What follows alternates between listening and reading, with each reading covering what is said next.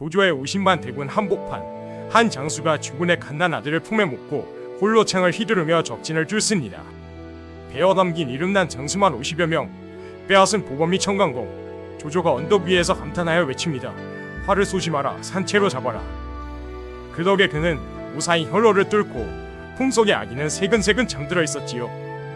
삼국지연의 41회 장판파의 조자룡. 게임에서도 만화에서도 조우는 언제나 무력 최강의 자리에 있습니다. 흠잡을 데 없는 완벽한 무인, 창의 신. 그렇다면 정사 삼국지는 이 위대한 전투를 어떻게 기록했을까요? 펼쳐보면 당황하실 겁니다. 단 한 문장입니다. 조우는 몸소 어린 아들을 품에 안고 간부인을 보호하여 모두 화를 면하게 하였다.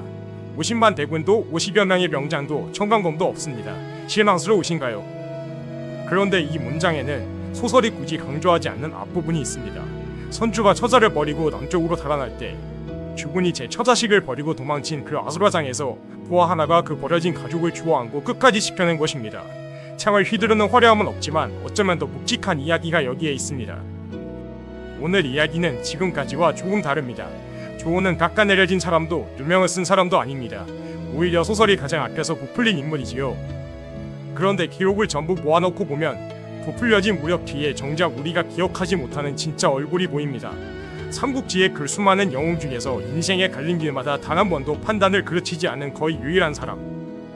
오늘은 창의 신이 아니라 삼국지에서 가장 어른스러웠던 한 사람의 이야기입니다. 조은, 자는 자용, 상산 진정 사람. 그의 첫 등장부터 남다릅니다. 고을 사람들을 이끌고 공손찬에게 갔을 때 공손찬이 비꼬듯 물었습니다.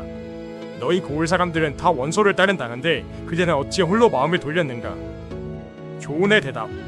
천하가 어지러워 누가 옳은지 알 수 없고 백성은 거꾸로 매달린 듯한 재앙에 처해 있으니 저희는 어진 정치가 있는 곳을 따르기로 했을 뿐입니다. 세력이 아니라 어진 정치를 좇는다. 20몇 살 무장의 입에서 나온 말입니다. 그리고 그 기준으로 그가 끝내 고른 사람이 당시 가진 것이라고는 없던 유비였습니다. 형이 상을 당해 잠시 떠나며 그가 남긴 인사는 이랬습니다. 끝내 덕을 저버리지 않겠습니다. 그는 평생 그 말을 지켰습니다. 계양을 평정했을 때의 일입니다. 항복한 태수 조범이 자기 형수 권씨를 조은에게 시집 보내려 했습니다. 나라에서 으뜸가는 미색이라 정세가 굳이 적어둔 여인입니다. 조은은 거절합니다. 그대와 나는 같은 성씨이니 그대의 형수는 곧 나의 형수요. 주위에서 아깝다고 권하자 그제야 진짜 이유를 말합니다. 조범은 마지못해 항복한 자라 그 속을 아직 알 수 없소.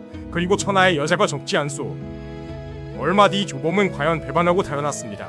혼인으로 엮였다면 함께 의심받았겠지만 조은은 털끝만큼도 연루되지 않았습니다. 미색 앞에서 정치를 읽은 것입니다.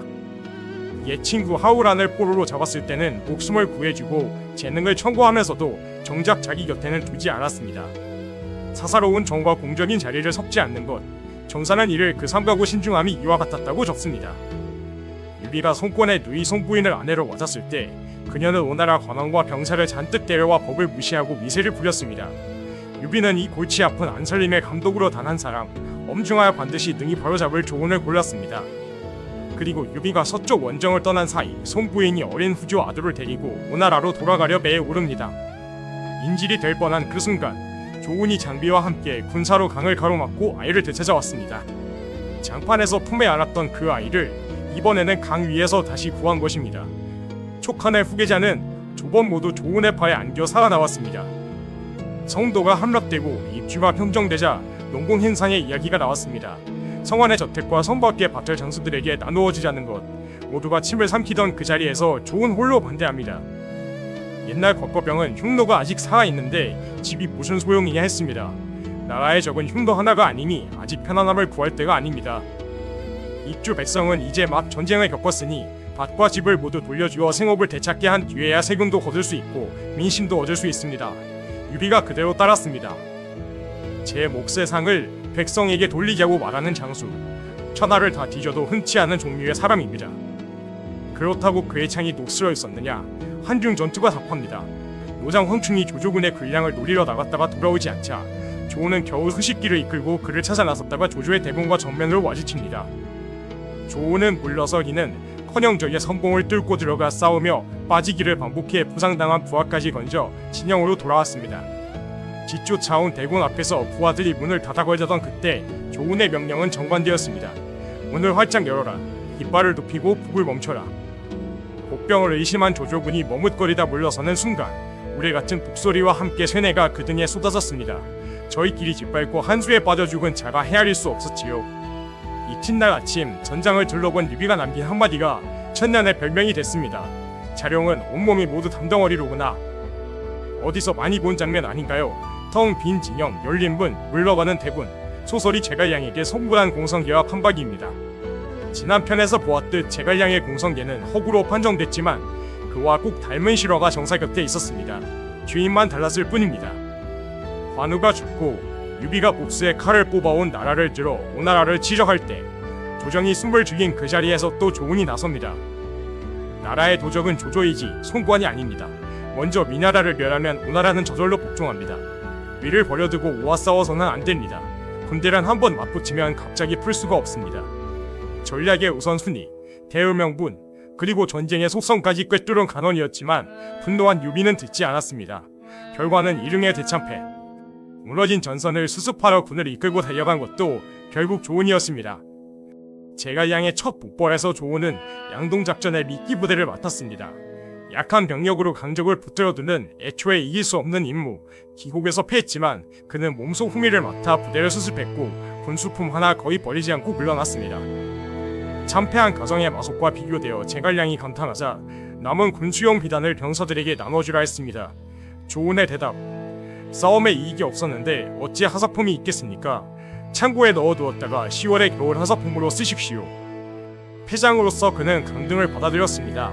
이기고도 오만했던 이들이 질비한 시대에 지고도 품이 있었던 사람, 이것이 조운의 마지막 전장이었습니다. 그런데 이 사람의 생전 관직을 보면 고개를 갸웃하게 됩니다.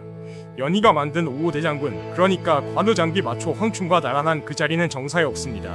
앞에 내시 전우좌우 사방장군에 오를 때 조운의 자리는 없었고 죽을 때 직급은 강등된 진군장군이었습니다. 시호조차 죽고 30여 년이 지나서야 강유 등이 나서서 겨우 추증됩니다. 진수는 그를 황충과 묶어 손톱과 어금니 같은 신하, 한고조의 친위대장 관영과 하구영의 무리라고 표현했습니다.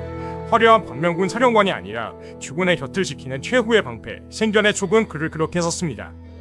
여기서 한 가지 정직하게 말씀드릴 것이 있습니다. 오늘 소개한 일화의 상당수는 정사 본문이 아니라 배송지가 주석으로 실은 조운별전이라는 기록에서 왔습니다. 조씨 집안에서 전해온 사료라 팔이 안으로 굽었을 가능성은 감안해야 합니다. 다만 천년 전의 깐깐한 역사가 배송지가 정사에 붙일 가치가 있다고 판단한 기록이고 무엇보다 본문이 전하는 조운, 그러니까 버려진 아이를 좋아하는 사람, 패전을 품위 있게 수습한 사람과 정확히 같은 결의 인물이라는 점은 말씀드릴 수 있습니다. 그렇다면 우리는 왜 이 사람을 창의신으로만 기억할까요? 여기서 놀라운 사실을 하나 말씀드려야겠습니다. 소설은 이 장면들을 지우지 않았습니다. 번씨를 거절하는 장면도, 비단을 사양하는 장면도, 일흥을 말리는 장면도 전부 연희에 있습니다. 한수의 그 텅 빈 진영은 아예 회의 제목이기까지 합니다. 지운 것이 아니라 크기를 달리 그렸을 뿐입니다. 장판파에는 회 하나를 통째로 쓰고 50만 대군과 명장 우입을 붙여주었지만 위인을 거절하는 그 판단에는 몇 줄을 주었습니다. 지우지 않아도 크기가 다르면 기억은 달라집니다. 그렇게 그는 최강의 무인으로 사랑받게 되었고 정작 그가 남긴 가장 값진 것, 어른의 품격은 창끝 뒤로 밀려났습니다. 조운의 시호를 논하며 강유는 이렇게 적었습니다. 충성으로 윗사람을 지키니 임금이 그 상을 기억하고 예로서 아랫사람을 대하니 병사가 그 죽음을 잊었다. 화려한 승진 없이도 요란한 공적 없이도 위와 아래 모두의 마음에 남는 사람, 우리 곁에도 있습니다. 목소리 크지 않고 제못을 먼저 챙기지 않고 일이 틀어졌을 때 조용히 뒤수습을 하고 있는 사람, 판이 화려할 때는 눈에 띄지 않다가 무너지는 순간에 비로소 그 가치가 드러나는 사람. 조운, 자는 자룡, 창의 신이 아니라 난세가 끝날 때까지 단 한 번도 흔들리지 않았던 삼국지에서 가장 어른스러운 사람이었습니다.